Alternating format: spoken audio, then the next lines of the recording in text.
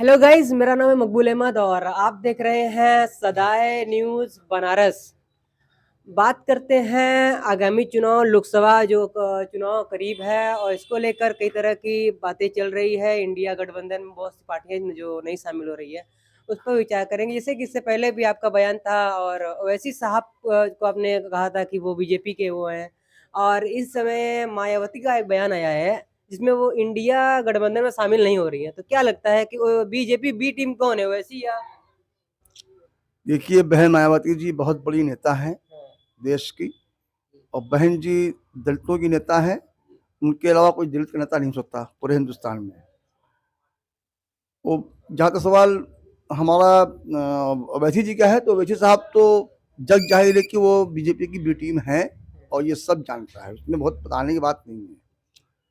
जहाँ तक सवाल बहन मायावती जी का है, इंडिया गठबंधन से उनका रिश्ता अच्छा बन रहा था या शायद बना भी हो, लेकिन जो उनका इनकार है कि हम चुनाव लड़ेंगे अपने बल पे पूरे देश में, तो ये कहीं ना कहीं से भारत सरकार के दबाव में, या यूँ कहा जाए मोदी जी के दबाव में, या बीजेपी के दबाव में वो ऐसा बोल रही हैं। ऐसा लगता नहीं है कि वो हमसे अलग होंगी, क्योंकि देश हित में उन्हें काम करना है।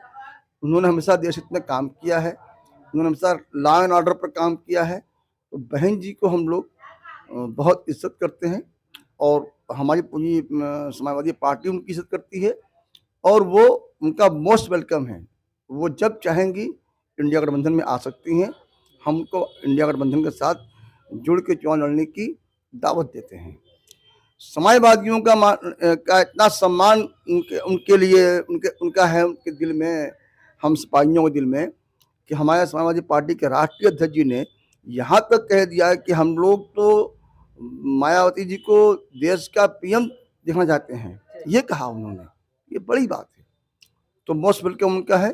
अब कोई दबाव हो सकता है कि इसकी वजह से वो नहीं आ रही हैं। एक सवाल और बनता है, इस समय आज 22 जनवरी है, जहाँ राम मंदिर का उद्घाटन हो रहा है। क्या लगता है ये पूरा एक तरह से इंडिया जो गठबंधन बना है, आने वाले दिनों में इसका कोई असर पड़ेगा? मतलब ये राम मंदिर के उद्घाटन का, इसको सियासी मुद्दा बनाया जा रहा है तो?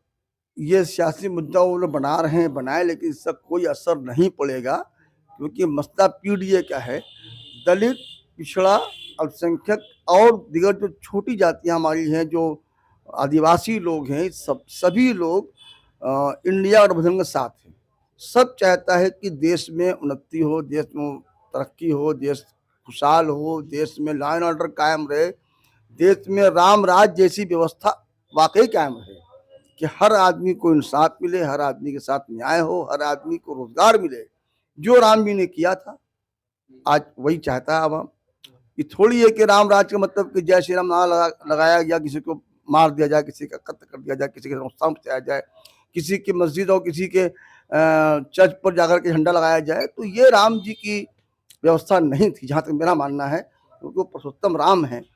और इसलिए आज का जो दिन है प्राण प्रतिष्ठा का, तो हम स्वागत करते हैं और हम अनुरोध करते हैं कि आवाम से कि वो इस कार्यक्रम को सफल संपन्न कराने में सहयोग ना दे सके तो कम से कम दूर रहें।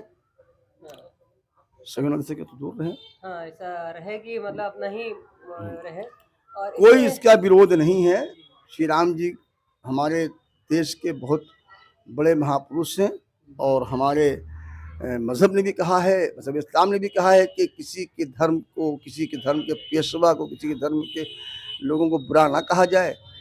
क्योंकि हमारे यहाँ भी एक मसला है कि कलाम पाक में बताया गया है कि 1,24,000 उम्मत अंबिया दुनिया में आए और अल्लाह पाक ने हर समाज में, हर जाति में, हर मुल्क में उतारा है अपने मैसेंजर को, पैगंबर को। पता नहीं ये कौन लोग हैं, इस पर कोई बहस नहीं, लेकिन बहरहाल वो एक बहुत महान व्यक्ति है, रहे हैं श्री राम जी। इसलिए उनका उनका मान सम्मान एहतराम लाजमी हो किया जाना चाहिए, मान सम्मान करना चाहिए।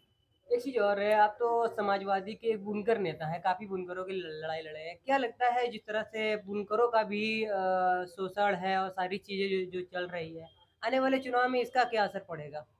देखिए, जो सरकारें आज काम कर रही हैं, वो खासकर योगी जी, उनको लगता नहीं है कि बुनकरों को राहत दिया जाए। ऐसा लगता नहीं है, क्यों नहीं लगता है कि उनके जहन में कहीं ना कहीं ये बात फिर है कि शायद मुसलमान ही बुनकर पूरा शहर का है, पूरे देश का है, प्रदेश का, जबकि ऐसा नहीं है। यूपी के अंदर जो बुनकर समाज काम करता है बनारसी साड़ी का या और दीगर बुनकारी काम करता है, चाहे वो कालीन हो, दरी वगैरह हो, तो 70% गैर मुस्लिम इसके कारीगर और इसके कारोबारी हैं। जो मुलायम सिंह यादव जी ने बिजली के लिए बुनकरों पर राहत दी थी, 65 रुपया बिजली का बिल दिया था, बेशक दिया, आज 20 साल होने जा रहा है, तो कुछ बढ़ा दिया जाए। लेकिन योगी जी तो इतना बढ़ा दिए हैं कि 840 रुपया कर दिए हैं। तो बुनकरों में काफ़ी इस बात को लेकर तकलीफ है।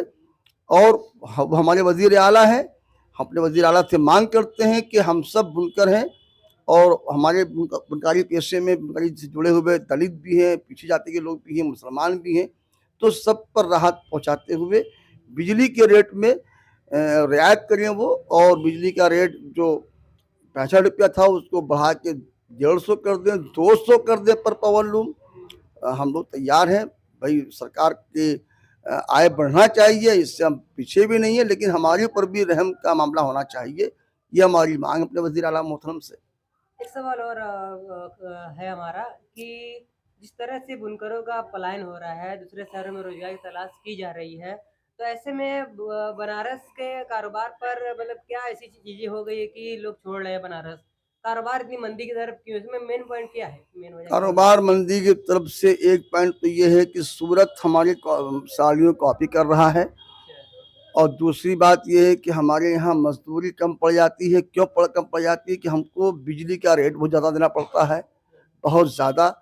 और दूसरी एक अहम वजह ये है कि यहाँ पर जो व्यापारी हैं वो हमारा माल बहुत दबा के ख़रीदते हैं, माल ख़रीदते हैं, पेमेंट 1 महीने या 6 महीने में करते हैं, सब कई समस्या है। तो आप बुनकारी का कारोबार ठप पड़ जाता है, हमारे पास बाना ख़त्म हो जाता है, ताली ख़त्म हो जाती है, पैसा नहीं होता है कि हम खरीदें, महीना 20 दिन काम बंद हो जाता है।